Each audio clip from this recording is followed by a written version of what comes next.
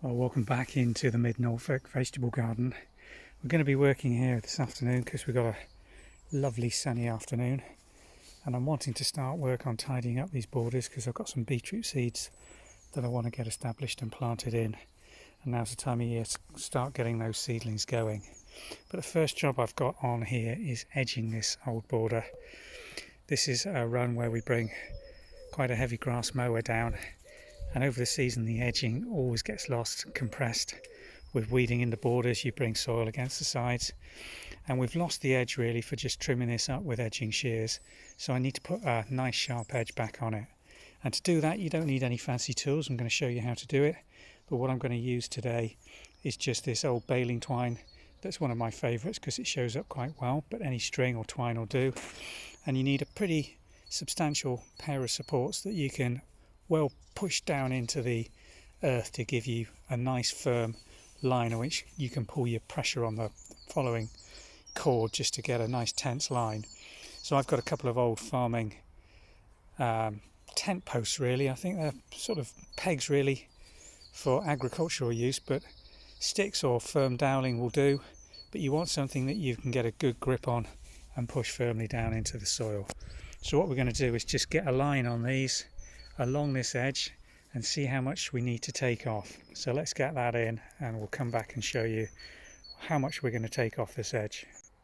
Well, there's my line in. I've started at the far end by the rhubarb patch. It's come right the way down here. I've got it nice and tense, and here's my end line. It isn't quite long enough to go. I'd like it about another couple of feet really, but we can extend that up nicely. When you're choosing a line, it's a good idea to just look at the longest straight edge that you're likely to want in your garden and buy a bit of cord that's going to do the job without having to do it in too many sections. You get a nicer straight line for that. But just look how much this grass has grown out into the borders, and this is one of the reasons for putting a decent edge on the side of your grass paths, is to give you a drop of at least 4 to 5 inches and prevent the grass root from spreading out sideways and into the borders. So I'm going to start edging, and the tool I'm going to use for that is just an ordinary garden spade. This is quite an old beast. You'll see it's not absolutely square, but that doesn't matter. You're not going to notice in the run of things that slight curve that you've got. Usually on old spades it's more pronounced on the top than it is on the bottom in any case, and we're looking to take really a depth of around 4 to 5 inches out, and then we will have a nice straight edge for edging for the rest of the season, and it will also make looking after this path a lot easier. I'm just going to push the cord down so it's lying on the ground. When you're choosing what cord you're going to use or buy, I'd recommend a strong plastic, or I'm not sure what this material is, maybe polyurethane, but something that is going to be quite resistant because you're going to be working through it and occasionally you're going to catch it with a spade. You don't want a bit of thin string that's going to break every 5 minutes. With a baling twine we've got the little knots every 1.5 yards or so, but this recycled material is absolutely excellent for this job because it's pretty robust and you can pull good tension on it without risk of it breaking. So let's get cracking and see how this edge comes up. Well, here's the first section completed.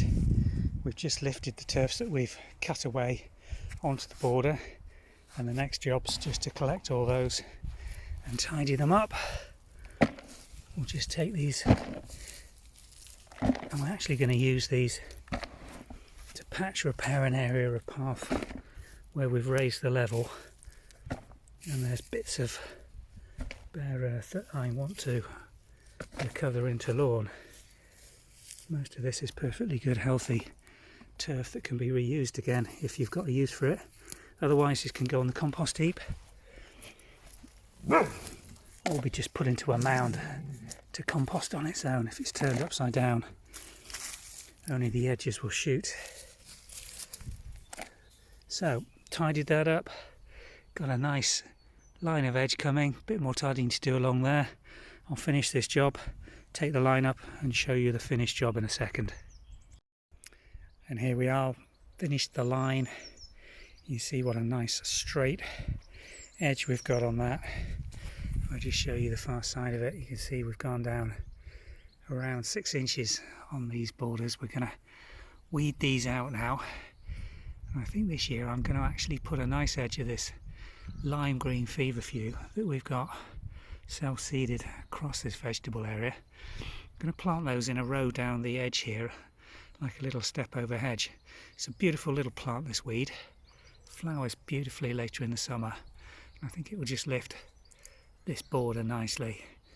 And we are now going to tidy this up and then plant some beetroot seeds later, so I'll make a separate video for that. I hope you've enjoyed this one.